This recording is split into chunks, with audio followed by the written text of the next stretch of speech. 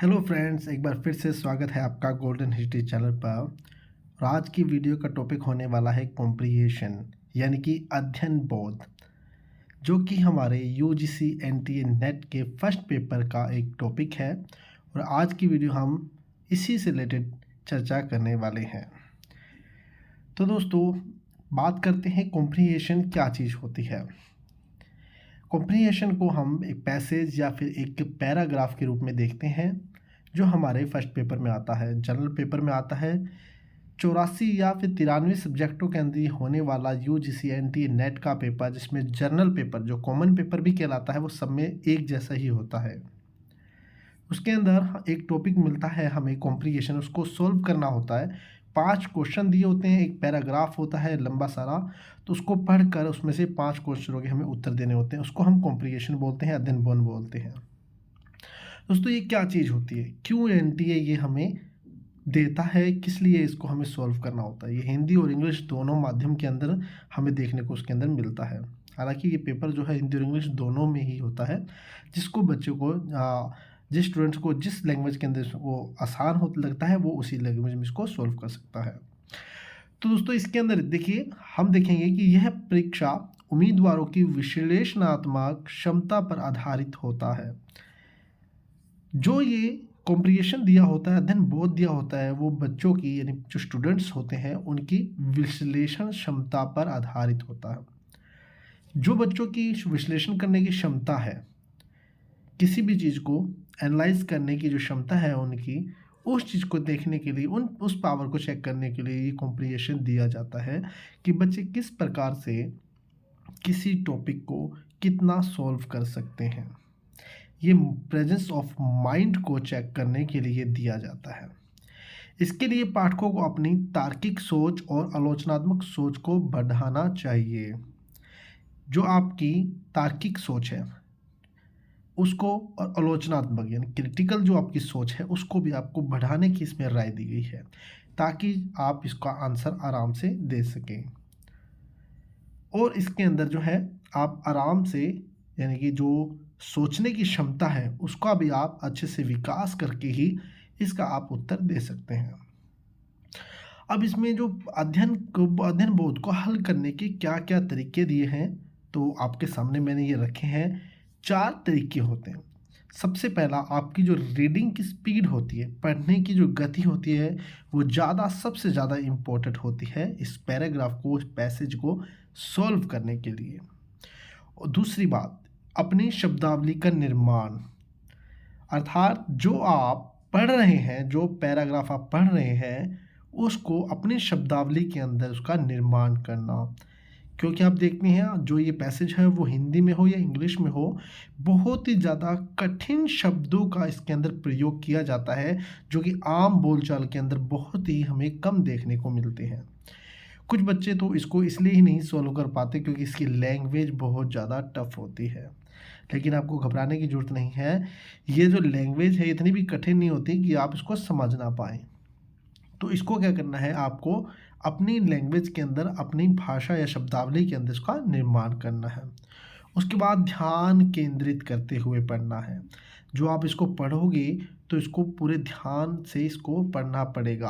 अगर आपका ध्यान कहीं और है, आप घबरा रहे हैं, आप अपने जो माइंड की स्टेबिलिटी है, जो स्थिरता है, वो नहीं लगा पा रहे हैं, तो ये क्वेश्चन सॉल्व करना बहुत मुश्किल हो जाएगा। चौथा आता है इसके अंदर दैनिक अभ्यास, प्रैक्टिस मेक परफेक्ट। ये आप सभी जानते हैं, तो प्रैक्टिस करना बहुत ज़रूरी होता है। अगर आप यूजीसी एनटीए नेट की तैयारी करने में लगे हैं, तो आप बिल्कुल भी इसको निगलेक्ट नहीं करना, इग्नोर नहीं करना कि जो पैसेज है या फिर कॉम्प्रिहेंशन है वो बहुत आसान होता है, और ये एट टू टाइम ही जो हम एग्ज़ाम में बैठेंगे तब ही इसको पढ़ लेंगे। बच्चों, बिल्कुल भी ये गलती नहीं करनी। रोज़ इसकी प्रैक्टिस करनी है, रोज़ एक पैराग्राफ जो आपने सॉल्व करना है, ये आप ठान लीजिए। अगर आप ऐसे नहीं करते हैं तो ये आप बहुत बड़ी गलती कर रहे हैं।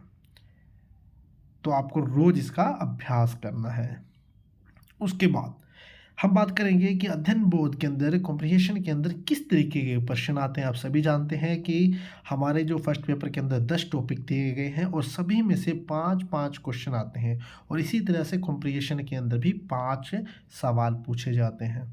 सबसे पहला सवाल इसके अंदर पद का चयन किया जाता है। एक पद दे दिया जाता है, एक लाइन दी जाती है, उस पंक्ति को आपको चयन करना होता है कि ये कहाँ से ली गई है। दूसरा मुख्य विचार पूछा जाता है कि लेखक ने इसके अंदर मुख्य विचार क्या रखा है, क्या कहना चाहिए। आपको 4 ऑप्शन दे देगा, 4 ऑप्शन बिल्कुल सेम ही होते हैं, आप बिल्कुल कंफ्यूज हो जाओगे कि किस तरीके के। लेकिन अगर आप उसको हल करने के तरीके को आप ध्यानपूर्वक पढ़ोगे, उसको अच्छे से अपनी भाषा के अंदर इसको निर्माण करोगे तो आपको बिल्कुल आसान समझ आएगा कि इसका मुख्य विचार क्या है, इसका कॉन्सेप्ट क्या है, क्या ये जो पैराग्राफ है हमें समझाना चाह रहा है या बताना चाह रहा है। उसके बाद क्वेश्चन एक प्रत्यक्ष आएगा, यानी डायरेक्ट एक क्वेश्चन पूछा जाएगा, वो आसान ही होता है। इसमें आपको मैं बता दूं, मेरा काफ़ी एक्सपीरियंस रहा है, इसके अंदर सिर्फ और सिर्फ 2 क्वेश्चन ही बहुत ज़्यादा मुश्किल होते हैं, जो आप बहुत बच्चे जो हैं इसको कम आंसर दे पाते हैं। वो जो 2 क्वेश्चन हैं आपके जेआरएफ के अंदर बाधा बन सकते हैं, तो वो 2 क्वेश्चन आपको बिल्कुल सही करने हैं। तो जो प्रत्यक्ष क्वेश्चन होता है और मुख्य विचार का जो क्वेश्चन होता है वो आसान होता है। सबसे ज़्यादा जो मुश्किल क्वेश्चन है वो होता है उसके शीर्षक को छांटना। शीर्षक को आप तभी छांट पाओगे या उसके मुख्य पद को जो है आप तभी छांट पाओगे जब उसको आप ध्यानपूर्वक पढ़ोगे। हमेशा आपने याद रखना है कि ये जो कॉम्प्रिहेंशन आता है वो करंट सिचुएशन को लेके ही आता है। करंट सिचुएशन जैसे कि अभी कोविड चल रहा है, युद्ध हो रहे हैं, बेरोजगारी है, एजुकेशन को लेकर है, इस तरीके के मुद्दे जो हैं आपके जो आसपास के एटमॉस्फेयर के अंदर आपको देखने को मिलते हैं, इससे रिलेटेड ही आपको इसमें जो कॉम्प्रिहेंशन दिया जाता है। एक जो क्वेश्चन है बिल्कुल बाहर से आता है कॉम्प्रिहेंशन का ही होने के साथ साथ, लेकिन वो पूछा थोड़ा अलग से जाता है, वो आपके लिए एक बहुत ही मुश्किलों भरा क्वेश्चन होता है। वो आपकी समझ पर है, आपकी एनालाइज पावर पर है, आपकी विश्लेषणात्मक क्षमता पर है कि आप कितनी समझ रखते हैं उसको सॉल्व करने की। और ये 5 जो क्वेश्चन है आपके जीआरएफ के अंदर बहुत ज़्यादा हेल्पफुल होते हैं। चलिए, उसके बाद जो हमारा अगला जो बात है वह अध्ययन बोध हल करने में हम क्या क्या त्रुटियां कर देते हैं, क्या क्या गलतियां कर देते हैं, किस कारण से जो है हमारे 2 या 1 या 3 ज़्यादा से ज़्यादा क्वेश्चन ही ठीक हो पाते हैं, 5 के 5 नहीं ठीक हो पाते। तो सबसे पहले इसके अंदर जो त्रुटि का कारण रहता है बहुत तेज़ या कम गति से पढ़ना। एक और बात बता दूं दोस्तों कि ये हमारा टाइम पीरियड के अंदर होता है। 1 घंटा मिलता है हमें, वैसे तो टोटल जो है हमें 3 घंटे मिलते हैं। 2 घंटे हमारा जो सब्जेक्ट का जो पेपर होता है उसके लिए होता है, 1 घंटा हमारा जनरल पेपर के लिए यानी फर्स्ट पेपर के लिए होता है। तो हर जो टॉपिक है आपको एक टाइम पीरियड के अंदर, एक समयबद्धता के अंदर ही करना होता है। तो ये जो कॉम्प्रिहेंशन का जो हमारा सवाल होते हैं, क्वेश्चन होते हैं, ये भी आपने एक समयबद्ध के अंदर ही करने होते हैं। ऐसा नहीं है कि अगर आप बहुत ज़्यादा स्पीड से कॉम्प्रिहेंशन पढ़ रहे हैं, पैसेज पढ़ रहे हैं तो आपको बात नहीं समझ पाएंगे, आप मुख्य विचार को नहीं समझ पाएंगे कि ये राइटर क्या कह रहा है।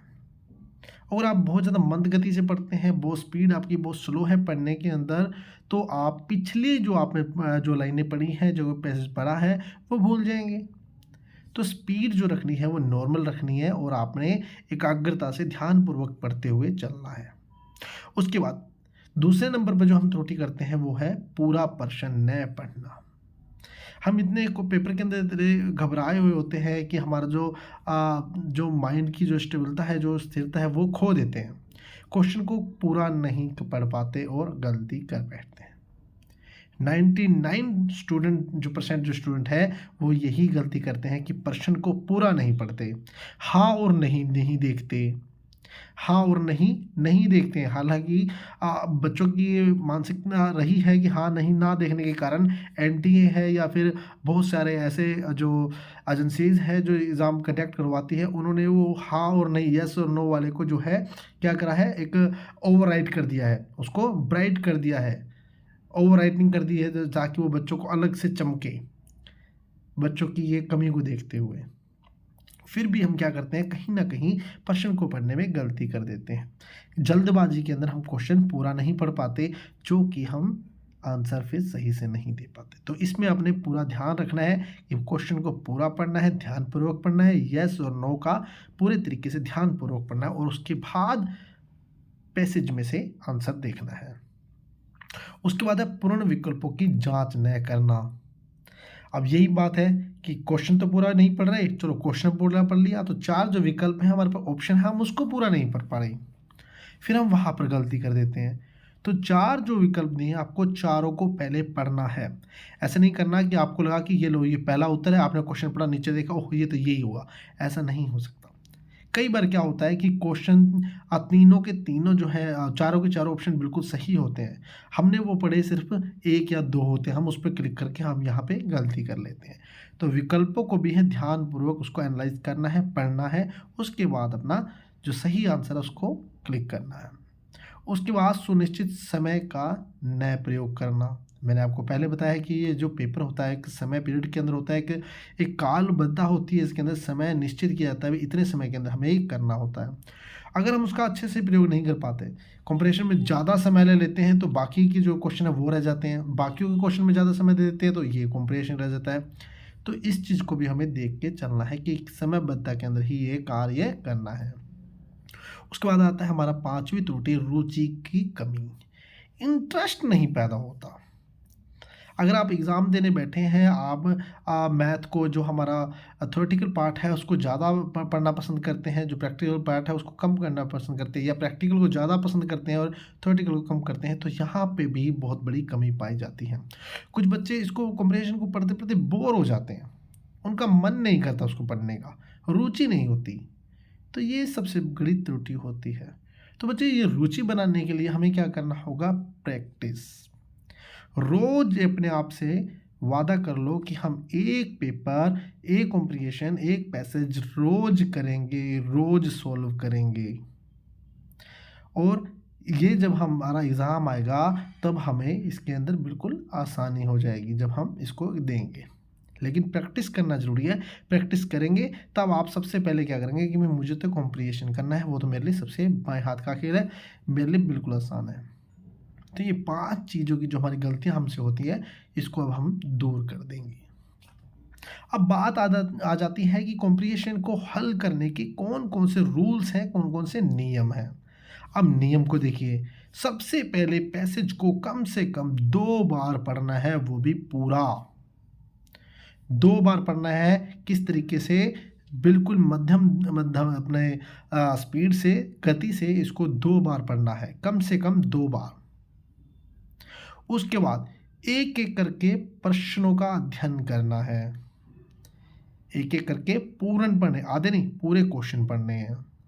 फिर तीसरे नंबर पे है एक बार पुनः पैसेज पढ़ना है और उसके बाद उसके जो कठिन जो शब्द हैं उसको क्या करना है, रेखांकित करना है। आजकल ऑनलाइन का जमाना है, पेपर क्या हो रहे हैं, ऑनलाइन हो रहे हैं, तो उसके अंदर कंप्यूटर की स्क्रीन पर हम लाइन तो लगा नहीं सकते हैं, तो उसके लिए जो हमें रफ पेज मिलता है उस पर हमें उन शब्दों को लिख लेना है कि वो कितनी बार यूज़ हो रहा है, बार बार कितनी बार रिपीट हो रहा है और उसका क्या अर्थ बनता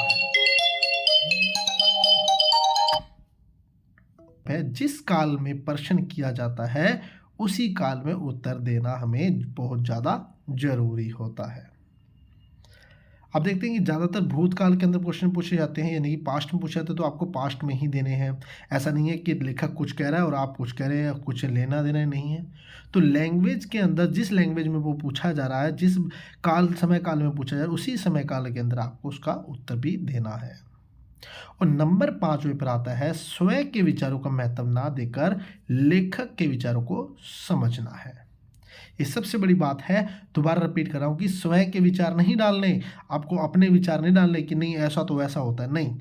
एक क्वेश्चन आता है सरोलिज्म वाला कि कुछ कुत्ते लाल हैं और कुछ लाल भेड़िए हैं, कुछ इस तरीके से आता होता है, बहुत बार आपने देखा, इसमें भी आएगा, आपका एनटीए में भी आएगा, तो मैं आपको आगे करवाऊंगा सरोलिज्म।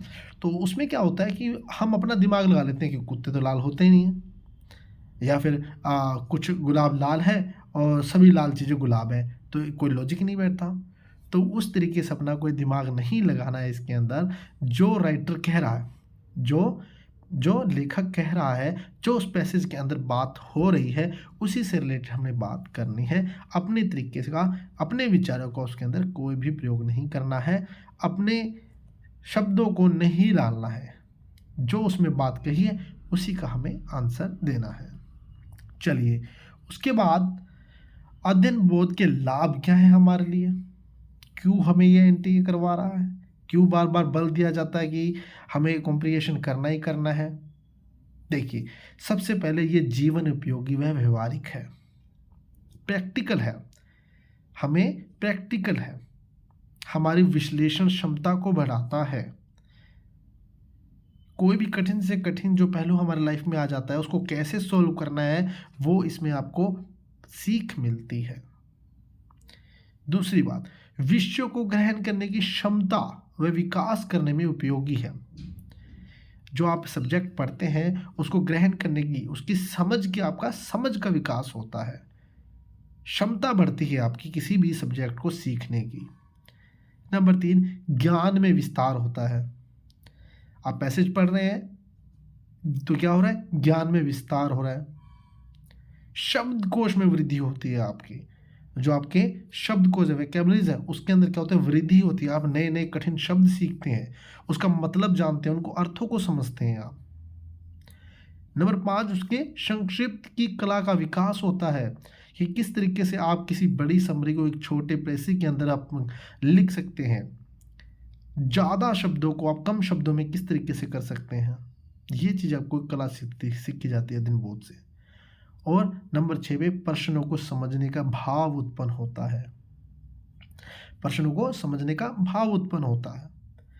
बच्चे अक्सर इंटरव्यू के अंदर फेल हो जाते हैं, क्यों? क्योंकि उनको प्रश्न नहीं समझ आता और प्रश्न ना समझने के कारण वो उत्तर सही नहीं दे पाते। लेकिन कॉम्प्रिहेंशन करने से, पैसेज करने से हमें इसकी कला के अंदर हमारा विकास होगा।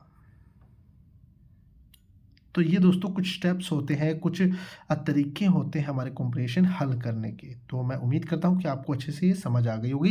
प्रैक्टिस जरूर करनी है, रोज एक पैराग्राफ की, एक पैसेज की प्रैक्टिस जरूर करनी, इस बात को आप नहीं भूलेंगे अगर आपको JRF लेना है तो। देखिए, मैंने कुछ ट्रिक बताई हुई है कि इसके 3 स्टेप होते हैं। सबसे पहला होता है रीड द पैसेज, पूरे पैसेज को पढ़ना है कम से कम 2 बार, समय है तो 2 बार, वरना 1 बार पूर्ण तो पढ़ना ही पढ़ना है। दूसरी बार रीड द क्वेश्चन, क्वेश्चन पढ़ने हैं कंप्लीट विद विकल्प, यानी कि ऑप्शन भी आपने अच्छे से पढ़ने हैं। फिर नंबर 3 स्टेप है read the passage again, question पढ़ा फिर दोबारा से पूरे पैसेज को रीड किया और देखेंगे कि ये जो आंसर है इसके यहाँ पर सेट बैठ रहा है। तो ये सिंपली 3 स्टेप के अंदर हमारा पैसेज कंप्लीट हो जाता है। चलिए दोस्तों, तो आज का जो हमारा टॉपिक था क्या था, कॉम्प्रिहेंशन का, जो सबसे ज़्यादा इम्पोर्टेंट है। 10 नंबर आपके बिल्कुल फ्री के हैं। तो उम्मीद करता हूँ कि आपको ये बिल्कुल अच्छे से समझ आ गया होगा और मेरी बातों को आपने बिल्कुल सीरियसली लिया होगा। आप आज ही अभी से पढ़ने के लिए तैयार हो गए होंगे। तो चलिए दोस्तों, वीडियो आपको पसंद आया हो तो लाइक शेयर जरूर करें और जुड़े रहिए हमारे गोल्डन हिस्ट्री चैनल के साथ। जब तक के लिए धन्यवाद। जय हिंद साथियों, आपका दिन शुभ रहे। जब तक के लिए धन्यवाद।